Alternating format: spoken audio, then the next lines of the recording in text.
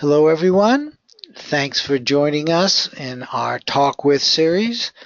Today, it's my pleasure to be able to introduce and do our talk with Steve Braude, and the subject's going to be multiple personality and the philosophy of mind. Now, we've had previous talks with Steve, and he's done psi abilities, some big questions, evidence for a life after death, immortal remains. His subjects are always quite interesting. During AppFest, he did and showed us examples of human and object levitation, which were absolutely fascinating. He is Emeritus Professor of Philosophy and former chair of the department at the University of Maryland, Baltimore County. He pays a lot of attention to discussing the inadequacy of mechanistic theories in psychology and cognitive science. That's heading us towards the new paradigm, where the old paradigm really is flawed. He has many articles, but here's just a selection on the meaning of the paranormal, psi and our picture of the world, paranormal phenomena, the problem of super psi, and he's got many books out there. The Crimes of Reason, ESP Psychokinesis, The Gold Leaf Lady, Immortal Remains, and today the first person plural is basically the topic. So with that, let me turn this over to Steve, and let me do this now. There we go. I will make you the presenter. You should see it on your screen now. Okay, are we going? Yep, there you are. How do I get rid of the picture of me? There we go. Yep. Yeah. All right, we all set? Yep, we're all set. I see you nice and full screen here, so you're on. Well, folks, hello. I'm a little apprehensive about giving this talk because the topic is really huge, or as they say in New York, huge. Okay. But let's dive in and see what we can do. Wait a minute. Got to work first. There we go. First of all, just some terminology so we're more or less on the same page. The term multiple personality disorder, or MPD, is not really used much anymore. It's been replaced by another expression that means roughly the same thing, dissociative identity disorder. The reasons for making that switch are somewhat questionable, but we don't have to get into that. Still, we can use some of the old terminology. A multiple is a person suffering from dissociative identity disorder. An alter is an alter personality or alternate identity in DID. And switching is the change from one alter to another. Now, I should also say that although we'll be talking primarily about a psychological disorder, DID or MPD, I'm leaving the door open to there being forms of multiple personality that are not disorders, that are not pathological. And in fact, that's one of the reasons I wrote my book, Immortal Remains, because once you start seeing people with multiple personality, you realize very quickly that there are dramatic similarities between much of what goes on in DID and what you see in many cases of mental mediumship. So I don't regard mental mediums usually as suffering from a psychological disorder, but that in principle, in many cases, could be an example of a non-pathological form of multiple personality. So let's consider some historical issues first. In an earlier time, cases now diagnosed as DID would have been classified as instances of demonic or spirit possession. But things changed in the 18th century. The conceptual climate changed dramatically. And this was due to discoveries about hypnosis. For example, the Marquis de Puyseguer's discovery of the doubling of consciousness in some of his hypnotic subjects, and Pierre Janet's introduction of the concept of dissociation. So from that point on, people were prepared to consider that there might be divisions in the self, artificial or natural, which could be quite dramatic. Then there was an interesting change that took place roughly between 1910 and 1970, and this is when DID diagnosis actually decreased. And most people think that was because there was a love affair temporarily with Freudian theory, and the terms of Freudian dynamics replaced dissociation theory, and potential DID cases were viewed rather as instances of Freudian repression rather than dissociation. And then also around 1910, the concept of schizophrenia gained currency. And eventually, many patients previously diagnosed as schizophrenic were later re-diagnosed as multiples.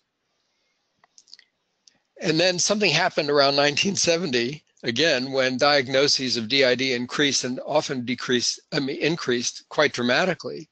And that may have, it's not clear why that happened, partly probably as a result of disenchantment with Freudian theory, and perhaps partly also due to an increase or interest in the popular cases of Eve and Sybil, both of which were dramatized in movies. So let me spend a little time giving a profile of dissociative identity disorder. Most theorists or clinicians agree that there are two principal causal determinants of DID. The first is a capacity for profound dissociation.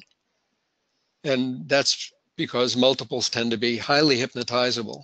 And people are not all equally hypnotizable. Some are barely hypnotizable, some are hypnotic virtuosi.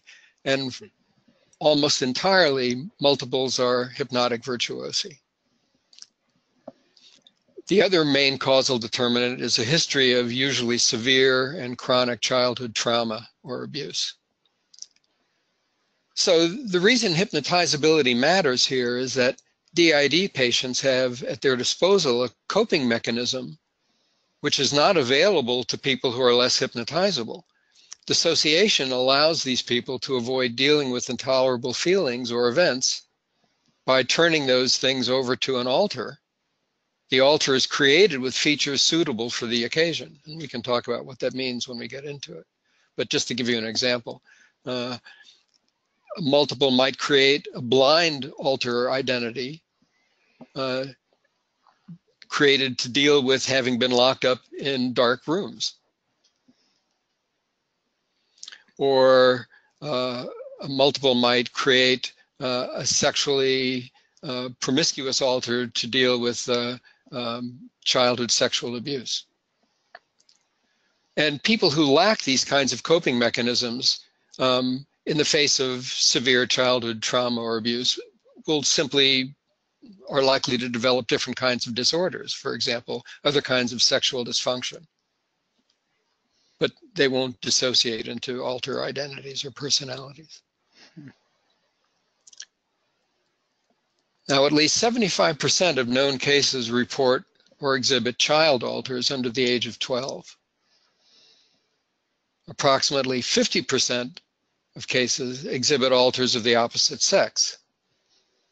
And we can make various kinds of generalizations about the kinds of alter types that we see in cases of DID. And certain functional alter types appear very frequently. Child personalities would be one. Persecutor personalities would be another. Helper personalities are another. Recorder or memory alters are another. They seem to retain memory of everything that happened, even if some of the altered personalities are amnesic. And alters often appear in dichotomous pairs. So an alter, a multiple might split into both a male and a female personality, or hostile or a friendly pair, or an aggressive or passive, or liberal or conservative, or rebellious and obedient. extroverted or introverted, sexually promiscuous and sexually inhibited. You see that quite often.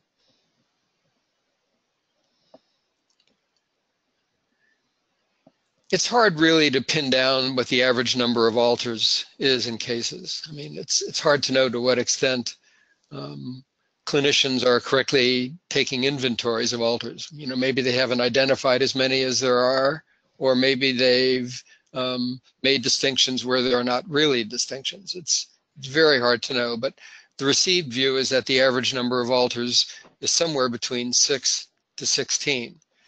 And this differs from the profile of multiple personality that we got around the turn of the end of the 19th and beginning of the 20th century, where it looked like most cases of multiple personality had 2 to 3 alters.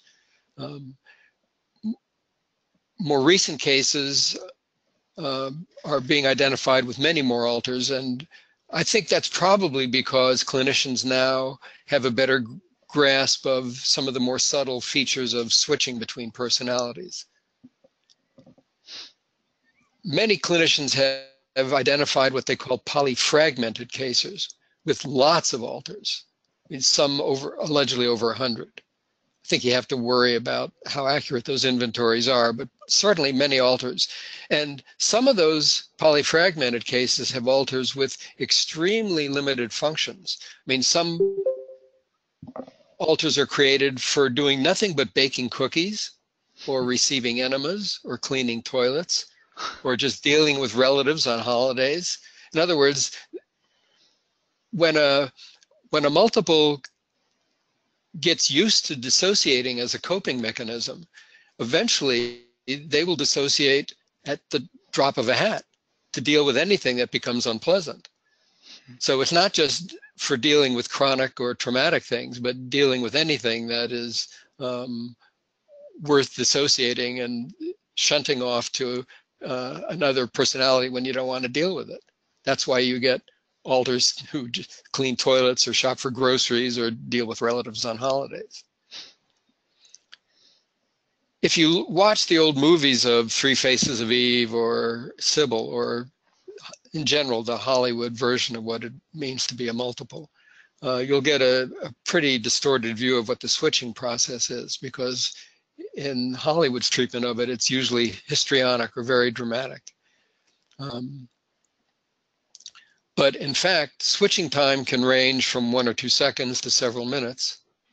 And usually, switching is very, very subtle. It may manifest in such things as changing the way the multiple inflects the end of sentences, or which part of the body the multiple gestures with. So you might find switching from a left-handed to a right-handed alter.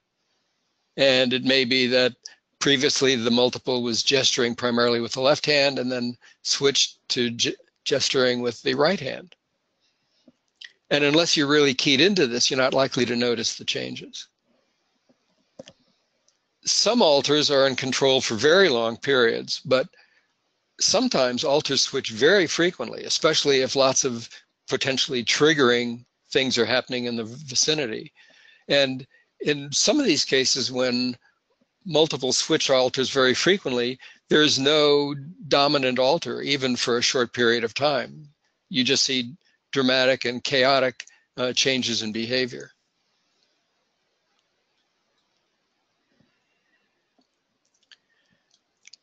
As you probably know, if only from Hollywood's depiction of it, alters have distinctive psychological and sometimes physical characteristics. So they could have different beliefs, different attitudes, different facial expressions, different speech patterns, different posture, different bodily movements, voice quality. Of course, the most dramatic of these examples will be between alters of different ages or different sexes.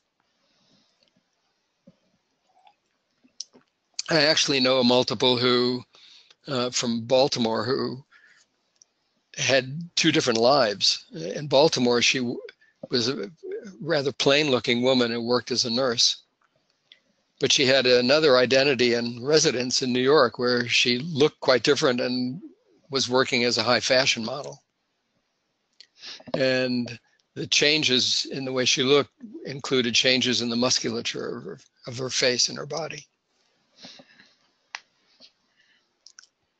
which you have to admit is pretty cool. Yeah. So as I mentioned earlier, more subtle manifestations could be gesturing with different sides of the body, different ways of inflecting the ends of sentences. And another thing you see quite often in cases of DID is what I call asymmetrical awareness.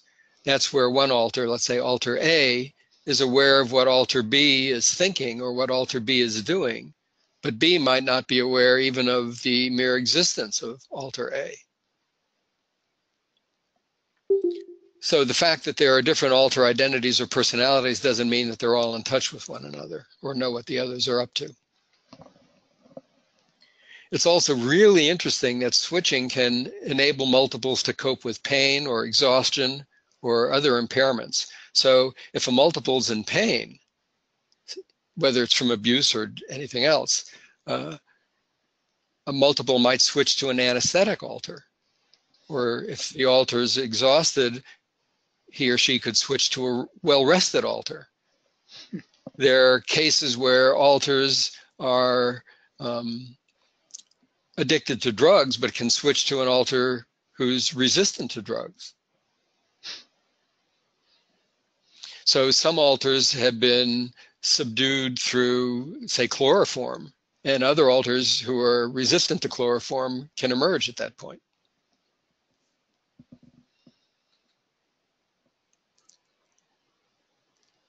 Researchers report some form of amnesia in virtually all cases, and alters can employ various and often quite refined ways of camouflaging the fact that they've lost time while they're not in executive control of the body.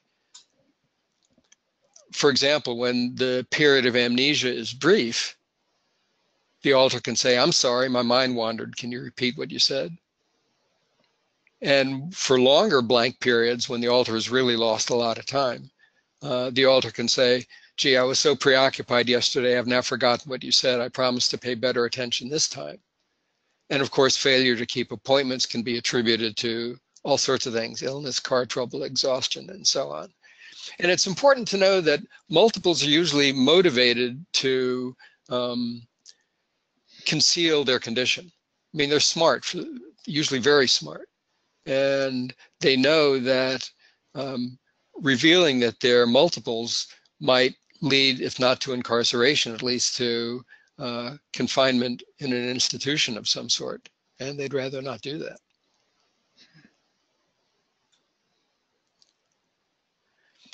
The switching process can be masked in various ways, and multiples are usually very good at masking the switching process. So multiples I know sometimes try to cover up their switching by coughing or clearing the throat or turning away so you can't see the rolling of the eyes or covering one's face. People who've given talks at International Society for the Study of Dissociation, many of whose members are multiples, often report that when they're giving talks and they say something that's switching, they see a lot of spontaneous head rolling or eye rolling in the audience.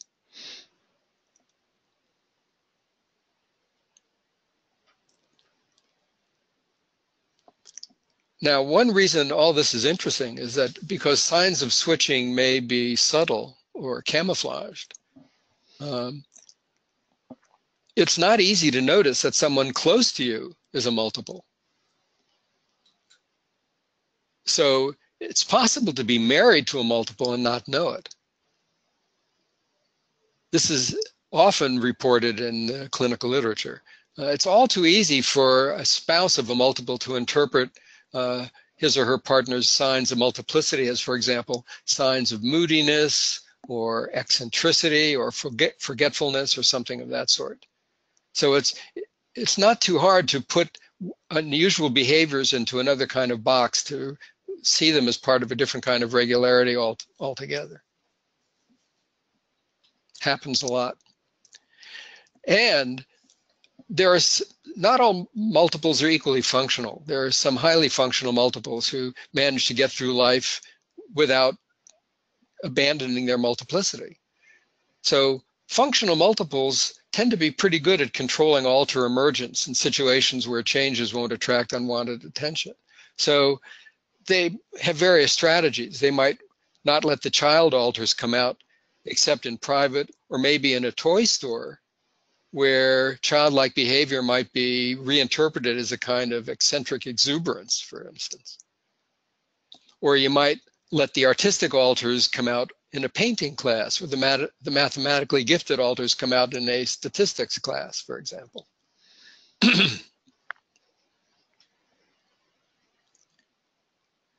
Now, one interesting thing is that there are militant functional multiples out there, and they say that it's better to be a multiple than a single. And they might disdainfully refer to non-multiples as people suffering from single personality disorder. Now, I'd say this stance is understandable, but it's indefensible. It's understandable because, first of all, multiples have ways of handling pain and exhaustion, which is available only to virtuoso dissociators. That's what I mentioned earlier, you know, where you can switch to an anesthetic or invigorated alter. And secondly, multiples often feel that they have many valued and intimate friends among their alters whom they'd hate to lose if they integrated. And thirdly, multiples who as adults have had no experience living as a single, I think would quite naturally prefer the familiar to the unknown. So just as in a bad marriage, multiples will sometimes prefer to maintain a life with individuals, that is their alters, whose ways they understand, even if that life is a nightmare.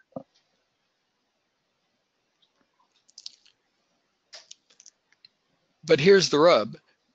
In all the cases I know of where a multiple has been integrated extensively enough to feel what it's like to be a person with different or conflicting desires and preferences and interests, they prefer the integrated state. Now, granted, I mean, the internal group of friends may have disappeared, but the integrated multiple recognizes that their distinctive qualities tend to remain. And in fact, the integrated multiple will tend to experience those qualities in a somewhat enhanced and enriched way, as for the first time they blend with and become augmented by other attributes which were previously limited to specific alters. And not only that, the experience of integration is liberating for them in the sense that the multiple no longer needs to fear periods of lost time or the situations that used to trigger the switching of personalities. I mean, when you're a multiple, even if you're functional, you always have to worry about placing yourself in situations where something could trigger unwanted switching into a very awkward alter. So the loss of an intimate inner network of friends, I think, gets replaced by a profound gain in the subjective richness of life. Time for a drink, don't go away. One multiple I know very well told me that the first time she went grocery shopping after getting integrated, it was an inspiring experience for her. She, for the first time, knew what it was like to feel conflict. See, before, when she went grocery shopping, the child alters would come out in the candy aisles. The domestic alters would come out in the house cleaning aisles. And once she tried grocery shopping as an integrated single, she wasn't sure what to buy in certain cases and had to contend with choices. Previously, there were no choices.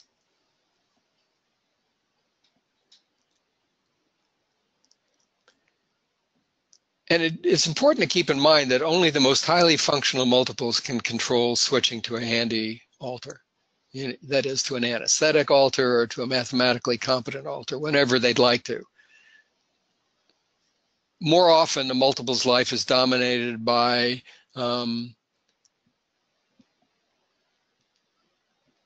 coping with unwanted triggering of switching. And this is due to external circumstances they just can't control. You can't be sure that people won't say something that's going to bring up a memory that triggers reverting to an animal alter, for instance.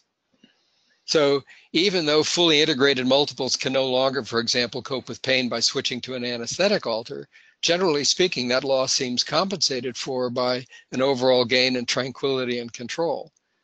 That's why, at least to my knowledge, multiples generally retain a positive assessment of integration, even when they disintegrate again, so long as dominant alters remember what integration was like. I'm in touch, in fact, with a multiple I know well who recently had some major domestic issues and split up again for the first time in 11 years.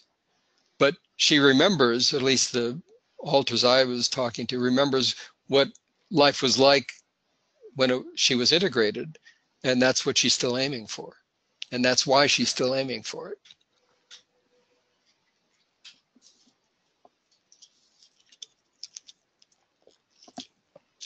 So the juggling of alters can be precarious even in the best of cases, so long as the multiple is still vulnerable to the unpredictable and uncontrollable situations that can induce spontaneous switching. And these situations can be exacerbated when alters carry out vendettas on each other, which they sometimes do.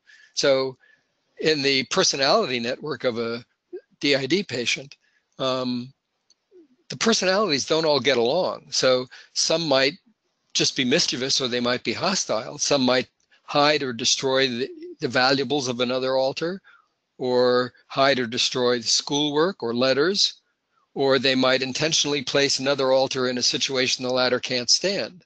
So there are lots of reports of alters engaging in sexual intercourse and then mischievously switching to another alter they know who hates sex.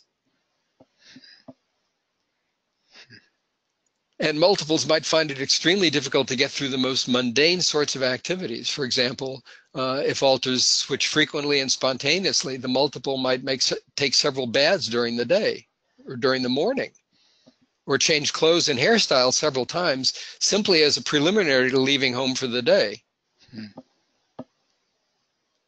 And some personalities don't perform vital bodily functions. So there are some personalities who don't eat or eliminate. And so uncontrolled switching can imperil the subject or at least cause considerable discomfort.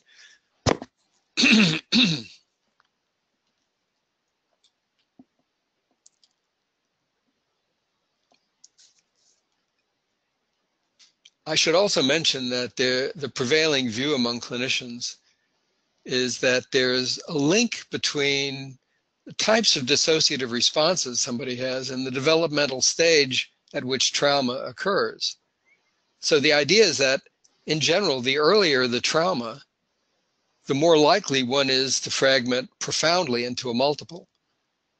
So if you experience severe trauma after passing through major developmental stages, you're more likely to experience a less drastic form of dissociation, like dissociative fugue, where you just switch personalities, but don't maintain several at the same time. Or you could develop hysterical amnesia, or hysterical anesthesia, or paralysis. And the reason they think this is the case is that early in life, our sense of self is still somewhat primitive, and our personalities are still relatively malleable. But the sense of self becomes more robust and rigid with time as our memories and our attachments accumulate. And various surveys, in fact, suggest that the initial split of a multiple occurs in childhood between the ages of 4 and 6.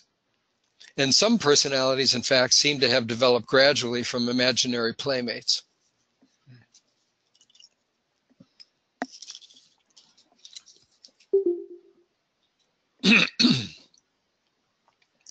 So let's talk about the subjective distinctiveness of alters. First of all, there are some observable clues. Different alters claim to experience themselves at different ages, sexes, and with different body images. Not only that, alters are good hallucinators. So during sessions with their therapists, they might claim to see their various other personalities at different positions in the room. Or if they look in the mirror, they'll see the alter that they feel they are. In fact, in that connection, um, many years ago, I had multiple living in or staying in my house. And my wife and I videotaped the emergence of lots of the personalities. So the multiple or various of the alters could see what the different personalities actually look like on the body in question. Another sign of the subjective distinctiveness of alters is that sometimes you can actually see the alters struggling for control of the body. This may manifest in fragmented behavior where you see different kinds of characteristic facial expressions taking turns with one another. Sometimes it's actually as dramatic as Dr. Strangelove trying to control his own hand, but usually it's more subtle than that. And then there's this really interesting phenomenon of internal homicide. One reason we know that alters are subjectively distinct from one another is that there are lots of cases where one alter actually tries to kill another, not realizing that it's imperiling his own or her own body, and while at the same time demonstrating that alter's own will to live. So alters will sometimes try to kill off other alters, not realizing that they're jeopardizing their own life. It's also interesting that an alter's self-knowledge, knowledge of their own states, seems to be different from or more direct than their knowledge of other alter states. That is, they seem to know what's going on in themselves differently than the way they know what's going on in other alters.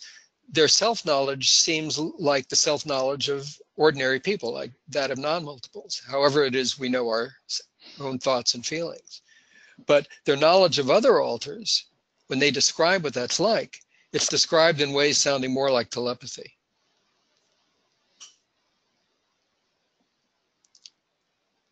Now I'm going to introduce some terminology here. I'm just going to lay it on you and not say a whole lot about it. This is actually a very complicated issue, one of the reasons I wrote a book on the subject.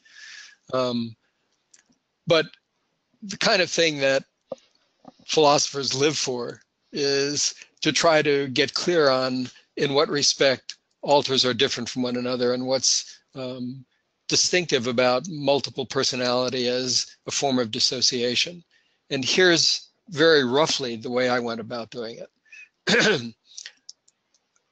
The way it seems to me is that different alters seem to be different centers of self-awareness. I call them different apperceptive centers. And here's what I mean by that.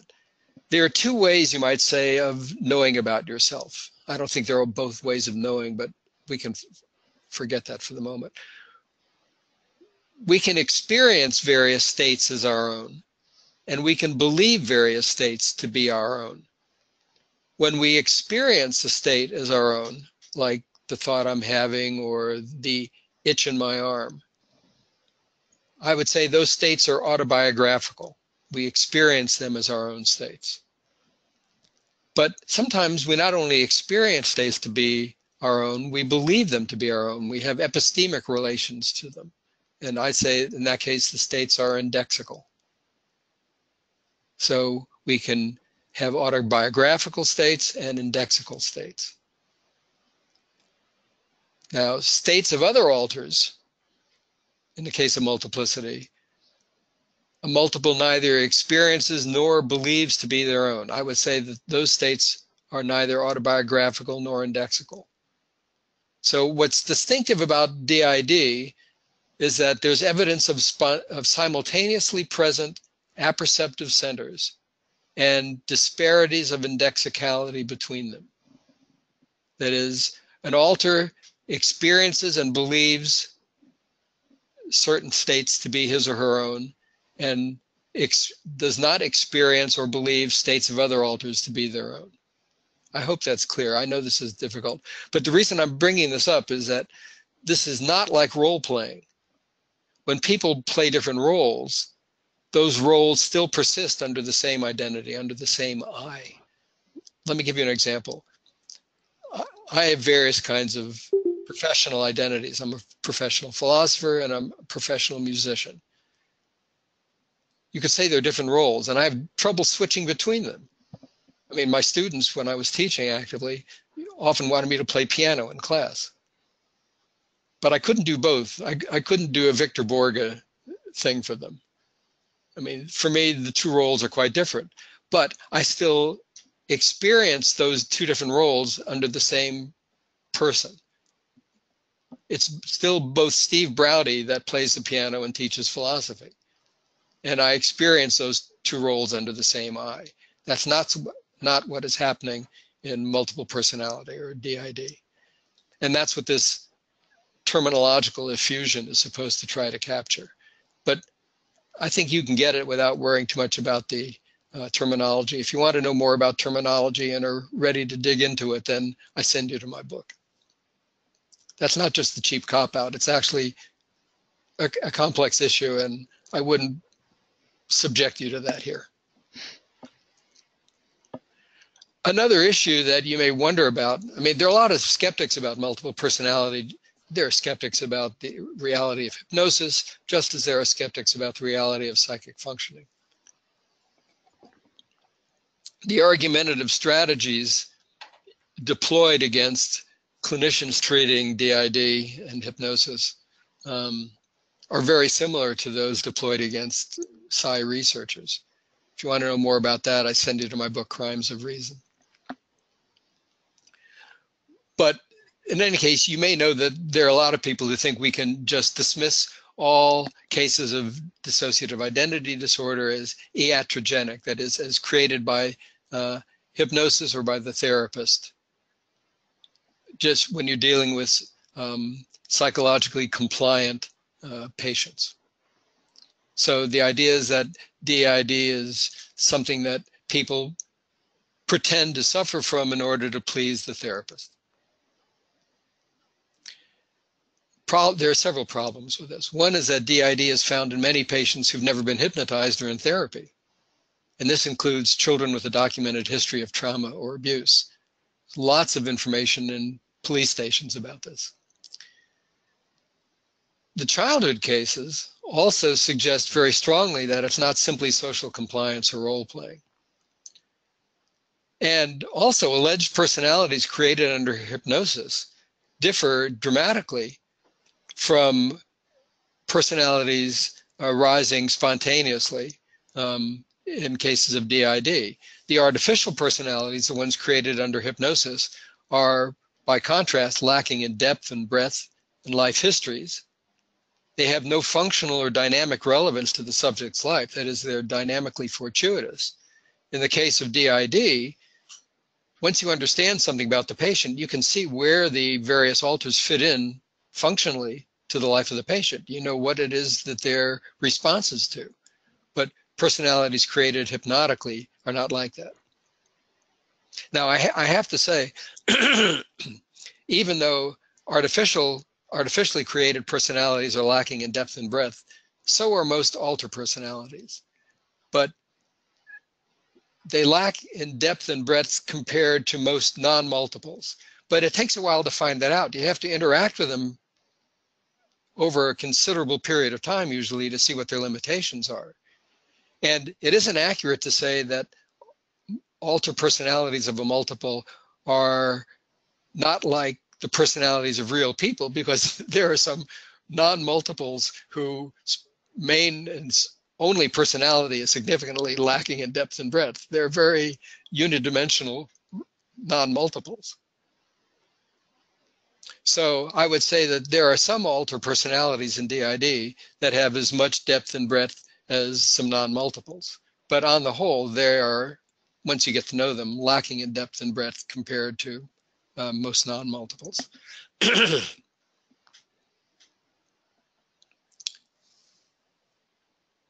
So even if some full-blown alters could be created iatrogenically, hold on while I take a Ricola. These are the joys of giving talks in the desert.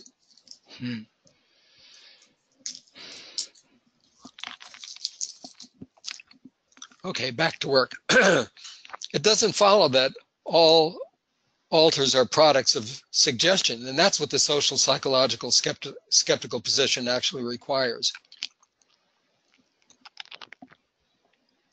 The better cases, that is, the real cases of DID, they have subtle nuances that are very difficult to interpret plausibly as just kinds of social compliance or role playing. One of them is what clinicians call grounding behavior.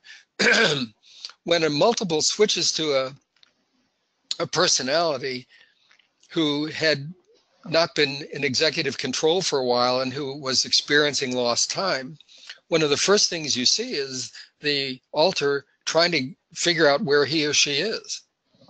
So the alter might grab the arms of the chair, just try to get a grip on being in a physical environment and look around and try to figure out where he or she is. That kind of behavior, I don't think, was identified in the early days of studying multiple personality. So, but nevertheless, clinicians observed the more subtle signs of multiplicity before first describing them in the literature. So there were clinicians who first noticed grounding behavior before that was ever written about in professional publications. So it couldn't have been induced iatrogenically until that information was out there. So there's also no reason to suppose that those clinicians who initially found those indications of switching expected to find them. So I think the iatrogenic hypothesis is really very weak once you get into it. Let me talk about one other issue, and then I'll turn this over to questions.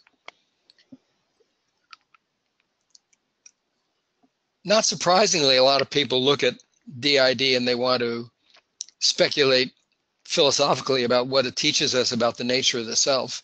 And usually when they do that, they commit a really egregious philosophical or conceptual error.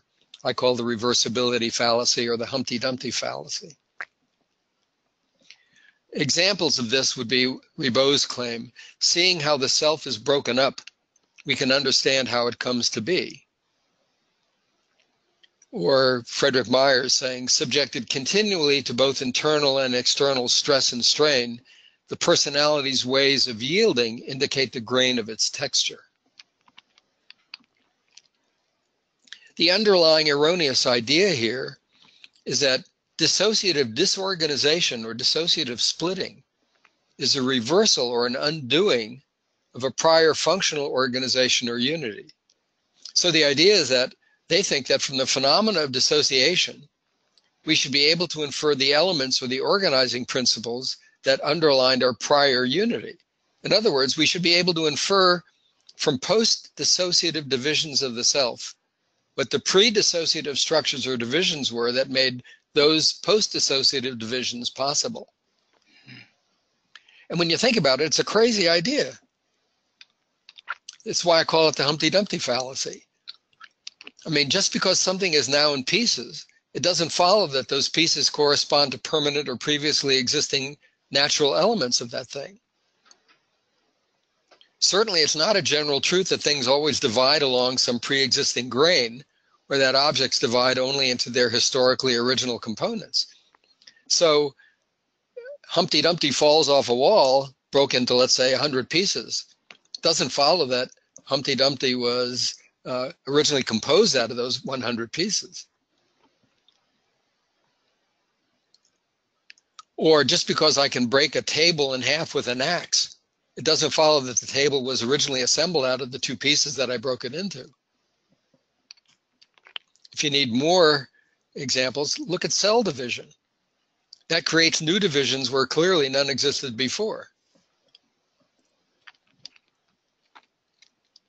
What's more interesting to me is that sometimes multiples integrate, sometimes only partially, and then they divide again along novel functional lines, that is, into different personality types. So it becomes completely arbitrary to take a certain temporal slice of a multiple's life and to say that some of those functional types were more primitive or fundamental than others. So this happens often where multiples go to therapy, they start to integrate, and then something else traumatic happens and they redivide, but they redivide in new ways to cope with the new trauma that they've been subjected to. So there's no particular reason to look at some particular set of functional alters and say, well, these functional alters represent primitive divisions of the self. It's a crazy idea, really. The functional divisions of alters is something that's clearly adaptational. It's trauma specific or situation specific. It's influenced by the need to find a viable strategy of psychological survival. So I deal with all of this in nauseating detail in my book, First Person Plural. I gather it's now out of print. For those who might be foolish enough to want a copy, I believe I have some and you can contact me.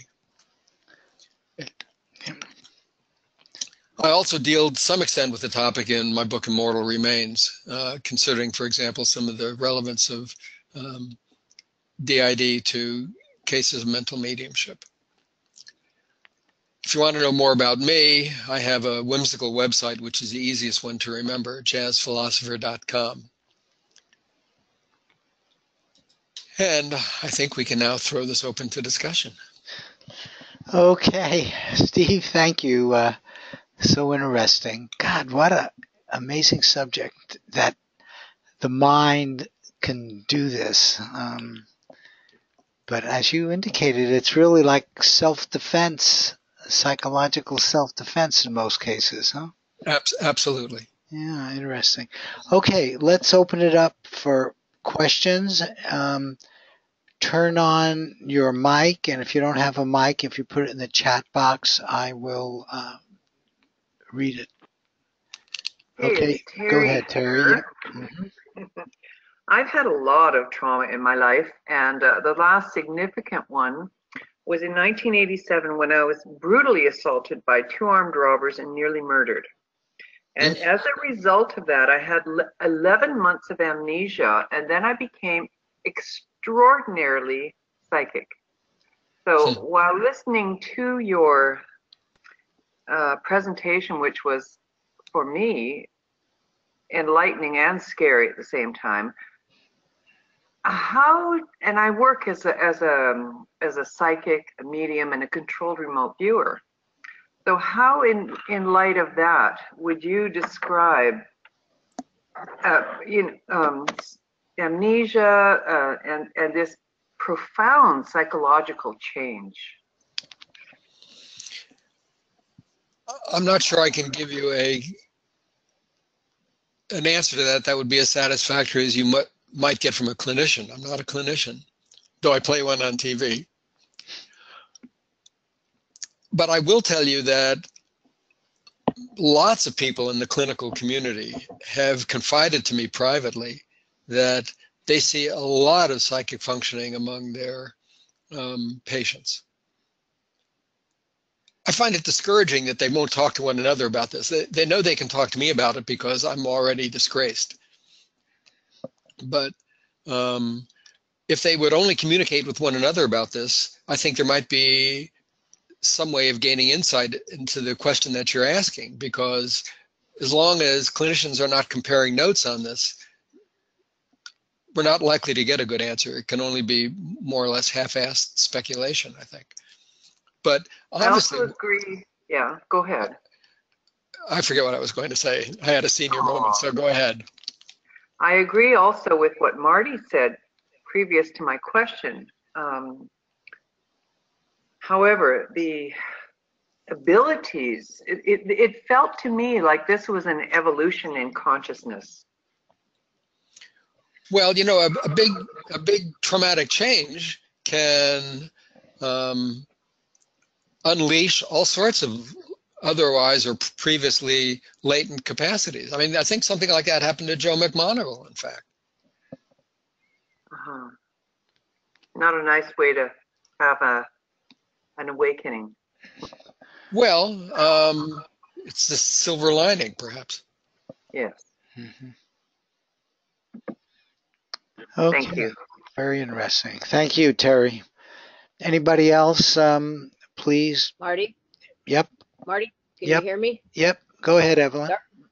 Dr. Braude, I'm a psychiatric nurse practitioner, and I'm old enough to be retired, but I'm working a little bit with a doctor with his difficult patients because he's a primary care where people go for drugs, and so he's asked me to help with the others. And my practice consisted of a lot of personality disorders and people that have been kicked out by agencies because of their behaviors, and I didn't identify people specifically as MPD because I kind of had a problem with it. I thought there was a lot of drama and, enabling by listing people as MPDs, but most of my clients did have psychic abilities, and often they had them as children and hid them. And so I always addressed that near-death experiences, and and if they started, after they came a few times, they would start admitting to me their psychic gifts, and I would always promote that and say, the problem is that nobody ever told you that this was okay, and so that was good too. But well, I'm having a senior moment here too because I have some things that I wonder about that what I've always told clients, and I'm just wondering if I'm correct in this, is that the fact, I guess I learned this from Dr. Bruce Perry that gave a lecture on ACEs. You know what ACEs is, the early childhood experiences. That's the catchphrase everybody's worried about.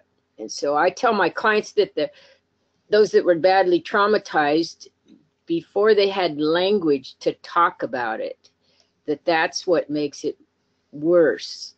Because before the age of 5, you can't really talk about your feelings. You can say, I'm hungry, I'm thirsty, I'm lonely, but you can't really talk about complex feelings. And so my feeling is that one of the reasons why trauma is so massively bad is that they can't talk about it to people or share it with living people, and then of course maybe they're going to share it with alters. So does this angle fit with, am I going down the right rabbit hole? Well, yeah, and what I'm thinking about when you say all that is this is one reason why many multiples are lucky to have this high hypnotizability at their disposal, because this is why some multiples develop animal alters. I know one multiple who developed animal alters because the kinds of abuse she was witnessing and experiencing was, she could only, even though she didn't have the language to describe it, she knew this was previously the sorts of things that she had only seen animals subjected to. So she developed animal alters to deal with that kinds of treatment of her. Wow. Yeah, that makes sense. That like anybody who under the age of 4, and typically all my clients have grown up in alcoholic and violent families, and they've been terribly abused before the age of 4, and that causes the personality disorders just in general. And I don't, like I say, I haven't identified them that much as DID, but if according to Miller, I think it's Alice Miller, the one that wrote the books, about that compared Hitler and Picasso, and her theme was that because Picasso had one aunt that validated his art and his dream when he was young, and both of them grew up in homes that were not kind homes, but he had one aunt that validated him, whereas Hitler's father beat him and humiliated him for his art. They were both born in the same decade. That was what Okay. made one genius into a killer and one into an artist, both people with art. So have you read much Alice Miller? Do you know what I'm talking about? Well, I know what you're talking about, but I haven't read Alice Miller. Okay, Terry. Good. Good. Thank you. Um, let's go on to another question. This one was emailed to me, and I just put it in the chat box. Can you read it here, Steve? Can you ask Stephen if there's about whether he's found it to be true that some people can have diabetes or other diseases in one personality and not another? That sort of thing gets reported quite a lot. I gave earlier an example of susceptibility to drugs or immunity to Right. anesthesia. Um, Lots of reports. For example, some alters might be allergic and others not. So, for instance, if you give orange juice to an alter who's allergic to oranges, the alter might develop welts or rashes or something like that. And then you switch to a non-allergic alter and those rashes will go away. They don't disappear instantly, but they'll go away very gradually. Or if you have one alter who had been burned with cigarettes and switch to that alter, skin might erupt in blisters. But I have to say that we've known about that kind of thing from the history of hypnosis for a long time. Okay, good.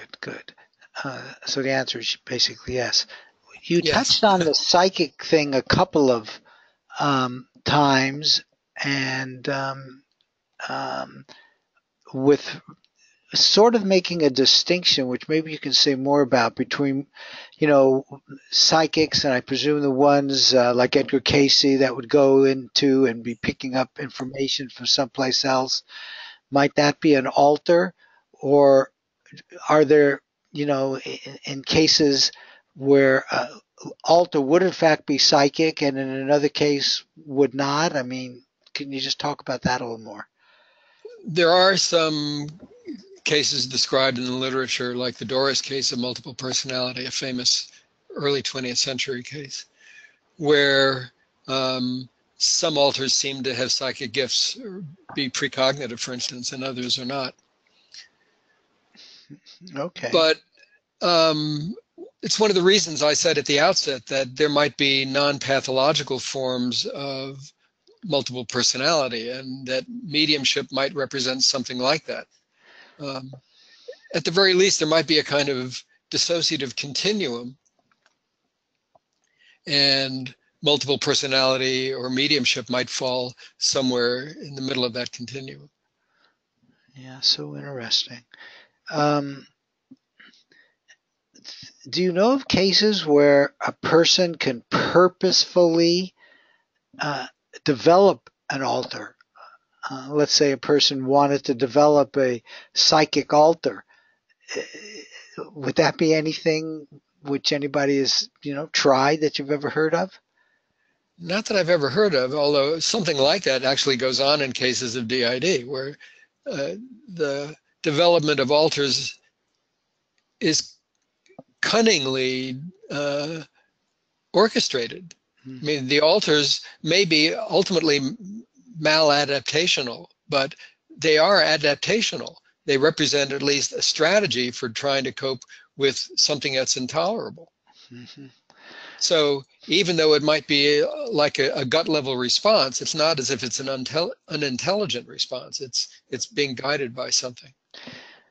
Yeah, this negative stress aspect is disturbing. I'm just, wondering if you could somehow use the fact that the personality, in one physical individual can change this dramatically, if there's some way to do it in a positive, purposeful fashion.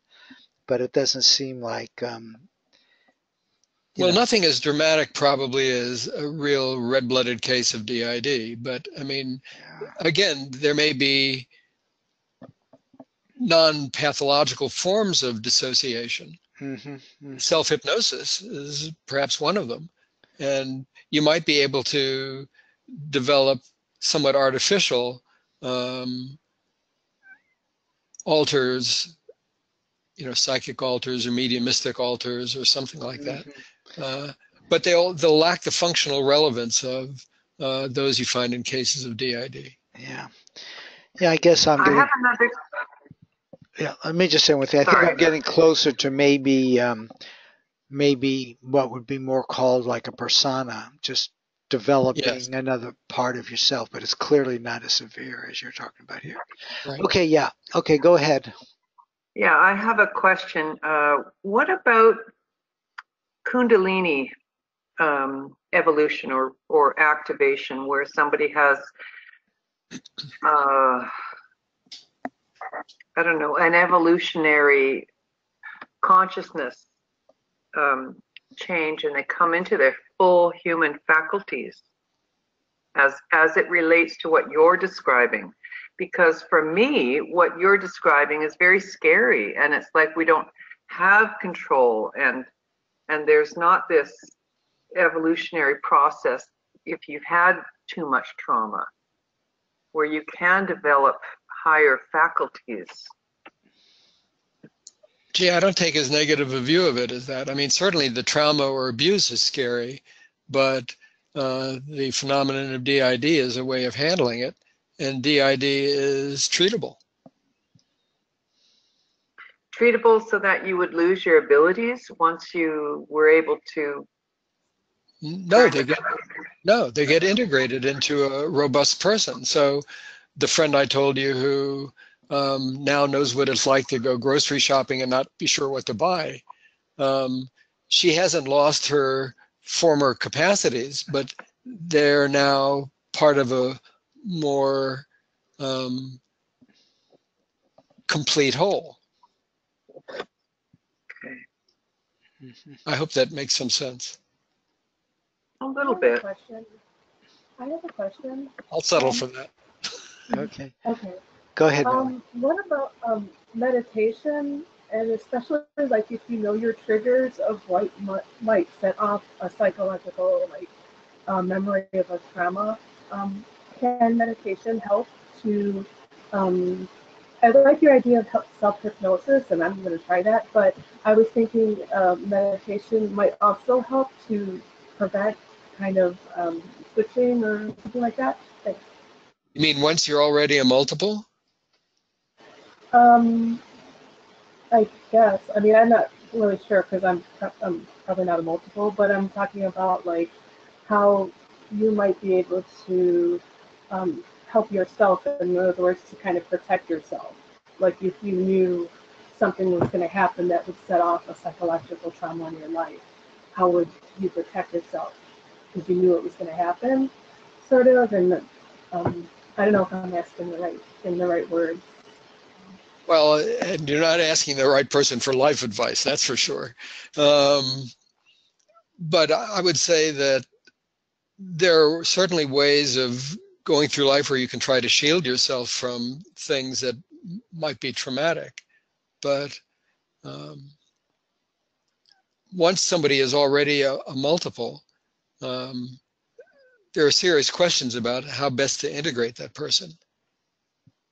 And that's a subject still that's hotly debated within the clinical community, whether you just have to try to bully the patient into not dissociating every time there's something unpleasant. You have to teach the person to be integrated. But it's not clear exactly what's going on in the integrative process or how complete the integration really is. But I can tell you, again, from the multiples I've spoken to, about this. Once they're integrated, they report major subjective differences, and they feel much more complete and whole. But I don't know what to tell you about how to avoid trauma or how best to deal with anticipated trauma. Mm-hmm. Yeah, that's a tough question. Meditation might, if you're indicating, Millie, there's some precognitive indication that something terrible is going to happen to you or someone you know or love, Um,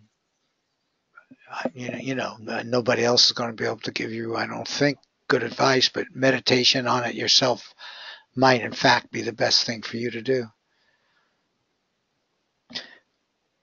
Okay. Other questions, comments? Yes, Terry. This this is a heavy topic, and I think it goes so deeply into the mind. We talk about how consciousness is fundamental and so deep and broad, and you see aspects like this, and in some ways, forgetting the negative part of it, it just shows how um, the capabilities of consciousness from a whole different angle. Right. Stephen, I have a question. Go ahead, Okay. Donna. Earlier in your talk, you had spoke about skeptics suggesting that maybe the personalities were planted by the clinician. Uh-huh. You ever ran across somebody that you have been treating that may have had a personality planted by somebody else, maybe like a Manchurian candidate type scenario? I haven't personally, and I remind you again that I don't treat these patients. I got to know quite a lot of them while I was preparing for writing the book and thereafter. I mean, I became quite an insider in the community of clinicians and multiples, but I'm a philosophy professor. I'm not a mental health professional. So you never heard of that in your travels? Well, I mean, I've heard of people who've ostensibly had adopted personae or apparently adopted alter identities, but nothing that was clinically very interesting. Okay, thank you. Dr. Braude? Yes. This is Evelyn again. Well, there's certainly a lot in the YouTube type news about and conferences and things about people who had their multiple or compartmentalized alters created by severe trauma in Majestic 12 type things, government programs that create alters to be Manchurian type candidates or Right. whatever. I mean, there's so much news and there's so many people talking and saying they're one of those and all that. What's your stance on this stuff? Well, I don't think they're multiples. I mean, it's not that I don't think that people can be manipulated hypnotically. It's quite clear that they can, and that good hypnotic subjects can respond to various kinds of post-hypnotic suggestions. But I wouldn't say they're multiples. Again, because the personalities that were created don't, I believe this is correct, but I'm not absolutely sure, but I don't think they coexist with other alters. So I don't think they're cases of multiple personality disorder, but they're cases of personality reshaping hypnotically. Yeah, that makes sense. I've had several people start using hypnosis to do precognition, remote viewing, and yet for some reason it never keeps going, and I just don't understand why, because it seems like such an obvious application for hypnosis is to put a person who is, open to this in a state where they just feel like they're the best remote viewer in the world.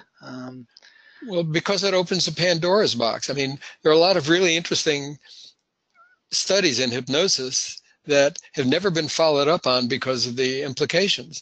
There are lots of experiments in the late 19th and early 20th centuries of inducing hypnotic trances at a distance. Mm-hmm. So, and then again in Russia in the 1950s with Vasiliev doing much the same thing. But no one ever picked up on this. In fact, when Frederick Mars and Pierre Janet were inducing trances at a distance in France, despite the implications of that kind of mind control at a distance, they dropped it like a hot potato and went on to less interesting research. And I think that's because they didn't really want to deal with the frightening implications of being able to control somebody's thoughts that way. That is so interesting because just in precognitive remote viewing, sometimes I think that happens with the really, really good viewers who get really long hitting streaks and they begin to go through one of these, oh my God, what does this really mean? And consciously turn it off, well, or maybe subconsciously turn it off. Well, that's what happened to Keith Harari and Russ Targ's silver futures forecast. Yeah, that might very well be part of it. Also, they claim there was other stress involved. But yeah, they claim the stress was involved because they wanted to double the number of predictions. But it might very well be just what we're talking about here, that subconsciously the implications are tremendous. In fact, let's just talk a little bit about that, slightly off subject, but so important, because society may fight back in certain ways. Precognition, if a person can be 90% successful at predicting sports events, that changes sports. That certainly changes sports wagering. Um, what about financials? If you can predict the direction of financials, the implications are kind of enormous. So we're talking about potential pushback there at this deep level of consciousness. Well, any kind of psychic functioning is threatening in that way. I mean, there was a Twilight Zone episode many years ago about a guy who, during an entire course of one day, could know what everybody around him was thinking, and his life was a living hell. He didn't want to have that kind of insight into the mental lives of those around him. Right. He didn't want to know what their true thoughts were. And so it's the very idea of ESP raises the specter of lack of psychic privacy, of controlled by others, unwanted influence by others. The specter of PK is similar. Yep. Remote influencing, which, in our community, we talk about a lot. Right. Yeah, but this gets to whether or not, and more of us are sensing a transition to a new paradigm where this stuff is no longer on the outside, that it's accepted, and it will in fact be a new kind of world. And I guess we'll have to get through these fears if that's going to happen. Marty, yeah, good luck with that. Yeah, do you think that with remote influencing, which I was trained in by Lynn Buchanan and Yep. really works, and I know that, Yep. do you think we can remote influence the stock market? Well, that happens to be an example of a distinction where I'm not sure you can tell if it's remote influencing or precognition. You know what I mean? Hey, you decide you want the market to go up tomorrow. Well, did you make that choice because you precognitively knew it was going to go up tomorrow? Okay, so that's a different function. Well, right. Yeah. That ambiguity is always there. And yes, yes, the precognition just makes so many other things, in some ways more understandable, but less distinct. In fact, Ed May said, Ed May made the statement, all ESP is ultimately precognitive, because it happens. Okay, I'm going to ask this question, and I'm doing this in recording because it's coming up in my mind more and more, so maybe it's time to say it publicly. Imagine, we know there are conscious beings out in this universe besides us. We do? I would say we do. The odds are to think that what egotistical, and I don't know the right word to use, but it'd be very egotistical to think that we are the only people with consciousness in this entire universe. I agree, but it's not the same thing as saying we know that there are conscious beings out there. We know well, that's true, but we know at the level of high probability. Okay. I know for a fact that there are. Okay, and that's another discussion, but let's accept for a moment that there are. On any one of these other planets, and let's stay in the physical world, physical universe, there are likely many or some who are a million years ahead of us, thousands of years ahead of us. You know, a 15 billion year old universe, a million years isn't that much. So it's likely that they've been through what we're going through now. And, you know, all the information that we have about ETs and stuff like that, um, and suggest that on the other side is a livable world, and that the fears that we have now are things that we need to work through. I noticed you said good luck. And that's because it's tough to work through fears, both individually and as a society. And yet, you know, with all of your philosophy and psychology and seeing how multiple personalities do it, I'm wondering if there's a strategy that we ought to think about and develop. And here I'm asking you right now, do you have a strategy? How do you work through these fears? Well, I actually have a problem with the way you set this up, and that is, even if we grant that there are living beings out there, it doesn't follow that they had to go through anything like our own conceptual evolution. They might have gotten it right from the beginning. Our issues might be distinctly and irredeemably human.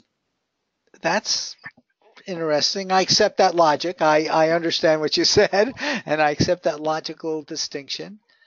On the other I had hand, an experience. Oh, go ahead, Marty. no. Terry, you were going to say something? Yeah, I have a very profound experience after my last near-death experience in 1986, which was unbelievably traumatic, the most traumatic experience of my life, when I was nearly murdered by two armed robbers. As a result of that, I remember being outside of time and space with three entities who clearly were not physical form. Well, they looked physical, but I knew they weren't. And their information exuded to me telepathically. And it was in an amazing place that was very warm and very bright, and it felt like home. I don't believe for 1 minute that this is a dissociative process, because I traded or exchanged something with them, and I believe it was a soul or information. Because when I came back to a body, it didn't look like mine. I thought, oh my God, I thought I was dead. How come I'm back? And whose body is this? Wow. Okay. Am I supposed to comment on that? I would say that's not dissociative either. Yeah, okay. How would you describe that? I really don't know. Right. But that was your experience. So you actually, when you woke up after the NDE, you woke up in a different body. That was Yes. your experience. Yes, and I had to relearn everything all over again, how to read, write, walk, talk at the age of 30. And I didn't know my husband, didn't know my children, I didn't know me or my life, except that here I'm back again. It's like a reincarnation, but I'm in somebody else's body with a whole new life plan. This future, all these future images that I was shown on screens, that I then had to reincorporate into this new life. Well, that's pretty amazing. We're talking about what consciousness and the mind can do. That's pretty amazing. Yeah. You know, we all hear so many stories. I mean, I remember when I was young, I used to hear what I called miracle stories, which I wasn't sure I believed, you know, and these were the stories like precognition or these gurus that would meet one of their students in far off places and they knew the person was going to be there and you don't know what to do with them. In the context we're talking about now, Steve, there are so many stories of abductions, stories of ET sightings. I think we know that there's something to the UFO phenomenon. You know, I remember I was way back into that when Blue Book, I'm old enough, I think you're old enough to know when the Blue Book came out, and kind of dismissed it. I concluded at Right. that time that, look, if they didn't want us to know about them, fine, I'll go about my life. And, yeah, I sense there was something out there, don't know it. But now I'm in a slightly different place with all this consciousness stuff. They're, they, and I don't know much more about them, but I'm willing to say there's something out there which is within this ET UFO story, seem to be mostly friendly. Otherwise, with their capabilities, they probably could have destroyed us. They're choosing not to. They're choosing maybe to stand back and watch. So they are, it seems to me, at a positive place with advanced consciousness where they can do these strange things. And you hear enough stories of this that there's something to it. I think I'm willing to go that far, and I wasn't 10 years ago, but now I am. And so my current hypothesis is we're kind of being tested and watched, just to see if we can make it. I used to be in the field of nuclear weapons. I used to do all kinds of predictions on that. And at that time, I felt it's like a civilization where we're going to destroy ourselves, right? We all lived through that time when we thought we were. And I think we got through that one okay. There's still some fear coming back, but I think we got through that one okay. Now I think the test is, can we get through the fear of the reality of psychic phenomenon? I mean, I think that is like our civilization's current big challenge. I'm not sure. Well, I think it's a huge challenge, and history would suggest that we're not going to get through it anytime soon. Just because the challenge has been around for a while. Yes. That's why you're saying that? Yes. Yeah, but it seems different now. Depends who you hang out with. Well, but there are more people in that hangout group you're talking about, and there are more movies out there about this stuff. But I come from the academic community, Marty. No, they're not. Academic. Right. Even octopus are psychic, and they have precognition. Yes, I know. I remember when they were doing predictions. But Steve, I've given up on the academics. They're way too intellectual, and we know that this psychic phenomenon is not an intellectual one primarily. Right. The intellect's got to be around enough to write things down on paper or to speak, if you're in a seance or whatever. But well, it just shows that intelligence can be as much a liability as a virtue. It just gives you more complicated ways of screwing up. In this area. Okay, well, that topic is not going away. I mean, my strategy now, and I just don't know if it's a good one and it requires getting over fears, is money. Money talks to society. And so if we can just get 1,000 people who are making $1 million each, I think society will no longer be able to deny it, nor will the intellectuals. Right. Well, I support your strategy 100%. Okay. When I do medical intuitive readings, I can save people's lives because I see early stage cancer in their bodies. I'm not convinced that that is a function of trauma. Although, what's that? Who said that it was? Well, from what I infer from your comments or your presentation, I was quite scared because I thought, oh, well, the way I am now as this new person post-trauma is that I have all of these amazing abilities that I didn't have before. And, is that because I'm a multiple? Is that because I'm defective? Or, I should fear myself or, not put myself around other people? I don't know why you got that out of my presentation, but I mean, to me, it just shows that something good and wonderful came out of something horrible. Yes, Terry, I see that the same way. I believe in fact, I know what Steve is saying is that trauma sometimes causes this. It did cause it in Joe McMonagle. There are lots of examples where people become psychic after traumatic events, but that doesn't mean it has to happen that way, and also it doesn't mean post trauma, if you're a psychic, that in any way that makes you a bad person, a dissociative person. If anything, I'm jealous and I don't want to go through any trauma. But the fact that you've got this psychic ability is terrific. Okay. All right. Yeah. Okay. Other questions, comments? This Okay. has been one of the most interesting sessions that I've had here with you, Marty. Well, Thank you, Stephen. Well, thank you very much. okay. Yeah. This was wonderful. And if there are no more questions, comments, Steve, let me just thank you again. They really are so interesting, and they just bring up so many related subjects. It's just terrific. Thank you for joining us. My And pleasure. I'll I'll be see you in 10 days. exactly. See you in 10 days, and we're going to have more talk with you. Okay. Okay, everybody, you all take care. Keep precogging and enjoy. Bye now. Thank you, Marty. Bye. Bye.